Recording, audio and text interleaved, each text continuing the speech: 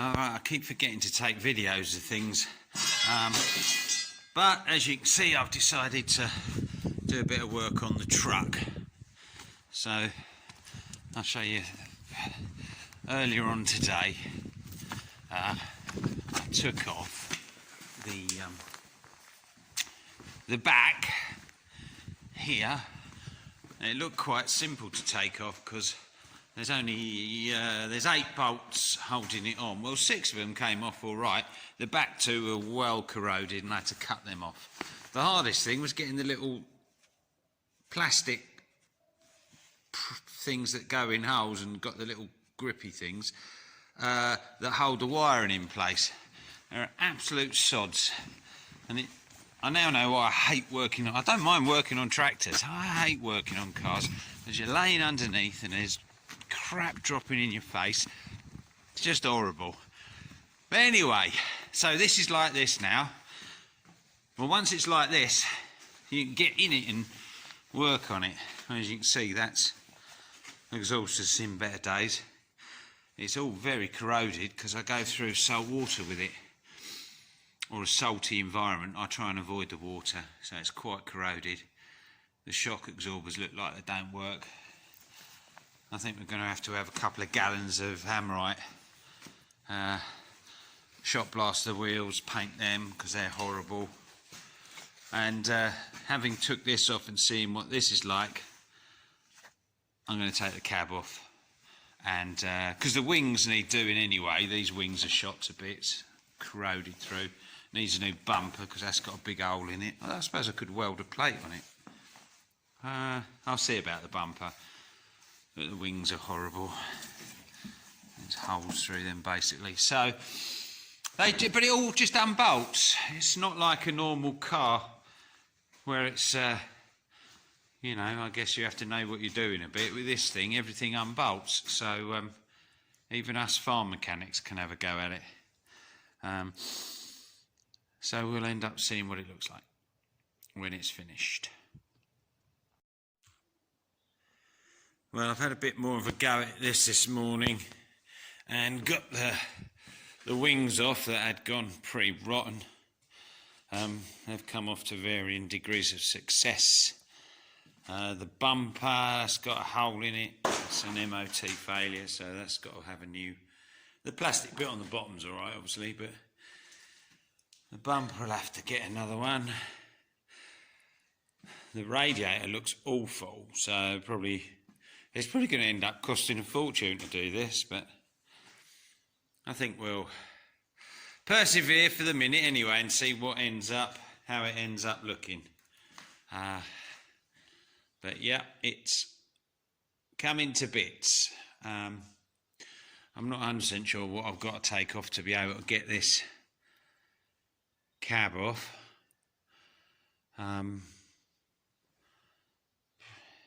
But I'll stick with it and see how it looks. And hopefully we can lift this cab off, and then that'll probably be as far as I go.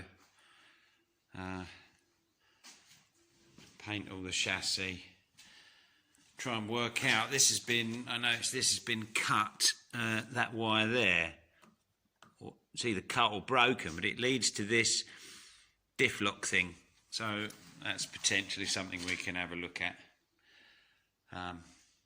Anyway, we'll see how we go. Alright, so today I've been contemplating, do I really want to do this? Because I've been looking in here, the wiring, there isn't a plug just there. It doesn't look like there is anyway. And it looks like you unplug stuff off of the engine, the injectors, all that sort of thing. So I've been looking at it thinking, right, shall I do it? So I decided, yes, let's go for it. So took the air cleaner off, batteries off. I'm taking the radiator off. I've started labelling stuff with them little labels right there, saying what things are. So hopefully I'll remember when it comes off. Now, I'm just draining the radiator. I've took this cover off here. underneath the sort of, I don't know, rough terrain protector or something. And anyway, I've been, the radiator is just looks knackered. This is all shot to bits here. It's like someone shot it. And this stuff's gone sort of rotten almost. Look, it's flaking off. I'm not quite sure what's caused that. Anyway, but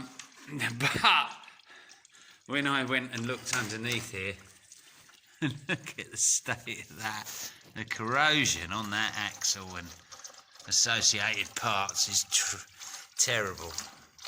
So, anyway, I've really got to do something about it. So I'm into it now. Like, right, let's just, how I've took tractors and combines to bits, why not take this to bits? Let's just do it. So yeah, I'm committed now. I probably should be committed. And I guess we'll just see where we end up with it. But I mean, it's not rocket science. As long as I just mark everything, so I know where it goes back, surely it can't be too much trouble. But we'll see. We'll have a go at it, but it is pretty horrible. And I think it's going to take a while. But it should be doable. So I'll probably put this on the YouTube in a couple of goes, because else it will just be stupidly long. So at the moment, it's just coming to bits. What I'll probably do is get that cab off and then post that one. Right, it's still coming to bits. So as you can see, I'm disconnecting this wiring harness off the engine, and I've got these little labels that I label stuff with. So you can read that. That's a water temperature, I think, but it's at the front of the engine. That's a spare one. Crank speed sensor there. And so we label everything, and hopefully that way I'll know where they go back. That's the theory anyway. Okay, it's got quite a lot of things to disconnect, but I'm getting there. This side's more or less, well, this side is done, bar the brake pipes. Yeah. Brake and clutch pipe, sorry. I've still got this water pipe to take off here. That's very tight. I'm going to get a hot air gun on that, see if I can free it up a bit. And so this side is slowly coming. But this is the side that's got all the things plugged in it. They come off okay, the plugs, as long as you can work out what way to press these little tabs. And some of them are tucked, so there's one I still haven't got to, which is right down in there. And I've just got to work out what the hell way to press the tab, because I can't really see it. If I can see it, I can press it, and then we're away. Yeah, we're getting there. I've got one big one there, haven't I think, and that's all that top bit released. And then I think I've just got that one. Oh, and then there's some more down here. Yeah, more down. One more, two more down there. Okay. All good fun. Well, I mean, it's coming to bits. Hopefully it'll go back together. I found a camera that I haven't used for several years, a digital camera. So I've just been clicking away on that, because I could use my phone, but I figure if I use the digital camera, I could put it on a laptop and easy, just take the SD card out and stick it in a laptop, and then it's a bigger picture for when I put it back together. Right, well, it's getting closer to coming off. Everything's out of there. All the floor fixings are undone. I'm not quite sure this. I'm not going to use this strop. I'm going to put a ratchet strap around there, and then I'll have a ratchet strap and tuck it in there. It's not very heavy. It just needs to lift evenly. So as far as I know, everything's undone apart from there's a couple of bits tucked right in there, behind the engine, and I can't really get to them, so I think I'm going to have to lift and pull back a bit and hope there's enough slack in the wiring, which I think there probably is, just to be able to get to the last bits. I'm pretty sure that's the last bits anyway. I'm not 100% sure where they go round the back. It's really hard to see, so if we lift and pull back, because I can come back a little bit, I think, here, once it's lifted a bit, and we'll see what they are. So I'll ratchet this up. Alright, well, it's airborne, as you can see, so it's now just a case of working out what's still attached, if anything, and I'm sure there's something around here, and I can't see what. I'm going to have to put this camera down and try and stand on something to get a good view in there, but there's something still connected. This is all good here. Everything's free that should be free there. That's all free. It is just that wiring down there that goes around the back. I'm fairly certain of that. Everything else seems all good. Let's have a look under here. Yeah. Oh, the handbrake cable needs making sure that runs out, but that's disconnected. Right, everything. So I'll get a step and I'll stand on this little stool and see if I can see what's the hold up here.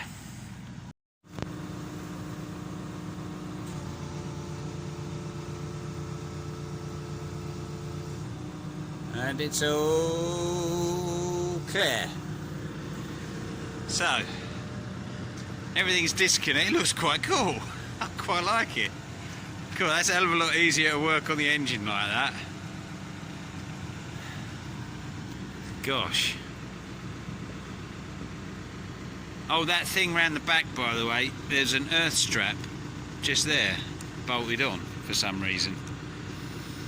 So that was a bit of a sod to get to. Other than that, all looks pretty good. I sort of want to give it a bit of a power wash, but I'm a bit worried about getting water in the electrics, but I think I will. Just get rid of that.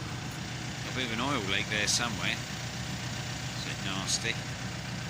But anyway, so cab's all off.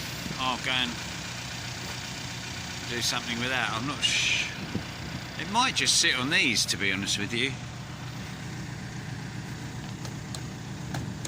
Maybe.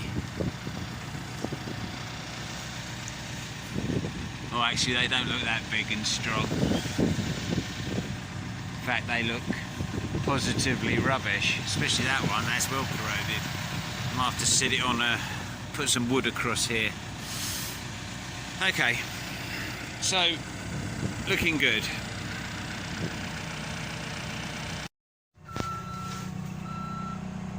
So I'm just taking it round now.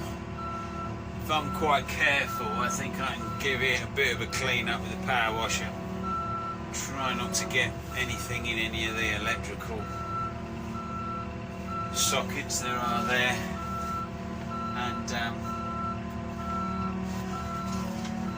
we'll do this and then put her in the shed. And it's quite a good little way of carting it round anyway. I like this. It's quite long. It looks ever so long once the chassis is off. Or all the bits are off the chassis. Anyway. It'd be a miracle if it gets back together.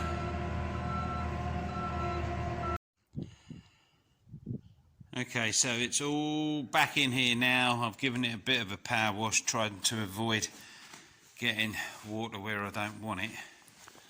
Although, that'll be a miracle. Anyway, it'll all dry out. Right, so I don't know. There's a lot of work to do on here. I think we could have unearthed quite a can of worms on it. So, the chassis looks more or less sound. But it's got quite a lot of surface rust, so we'll needle gun that, I think, and paint it all. Same with the fuel tank, that needs a bit of something on it. This bearing, that seems quite loose. That, I'm not quite sure how that's supposed to be. It seems you can shake the shaft inside it up and down, so I assume that's not right. That UJ's gone, definitely. The rear diff lock, the wire's been cut or broken, so that obviously is not working. We don't know whether it's been cut deliberately. I don't know. All the bushes look knackered. They're all crazed. That exhaust needs doing. What else? Well, while it's apart, I'll do the clutch. It actually does feel like the clutch is not exactly going, but it would seem a bit crazy to not do the clutch when it's in this position. These are horrible and corroded. I think they've got to come off, be tidied up. Whether they'll need new ones or not, I don't know. I presume you can get bushes for all in here, because it certainly wants them. These shocks look horrible. Probably new shocks all round. The steering is definitely a bit wowie. There's a bit of movement there before things start to move. Again, I'm not sure how much there's supposed to be. I'll have to ask someone about that. Or how much there's allowed to be. Because there's definitely, you've got whatever that is, movement. So it's just corrosion. I don't know. I have no idea if this is a variable vane, I think. And to be honest with you, I'm not sure that works. So we might have that apart and look at that. I assume that's what this is. It might be. I don't know. Anyway, we'll investigate that. And that's just this bit. The cab needs some stuff on it, as does the back. So, yeah, I think we've got quite a job on. Well, when I say we, I mean I. These wheels, I have to shot blast them and repaint them because they're horrible as well. Yeah, it's fairly horrible. But it's horrible with surface stuff. So it hasn't actually completely corroded through nothing on here, I don't think. It has a couple of bits of tin work, but you can get the little separate bits for it. So it's doable. It's just going to take a while. And there we are. So that's definitely going to keep me busy for a couple of months, I would think, in here. Which is all right, because I haven't got anything to do on the fields at the minute. I better make a massive list of stuff I've got to buy. But I would imagine I'm definitely in for this for 2,000 or 3,000 quid's worth of spares. Maybe not that much, but we'll see. Either way, it's looking interesting.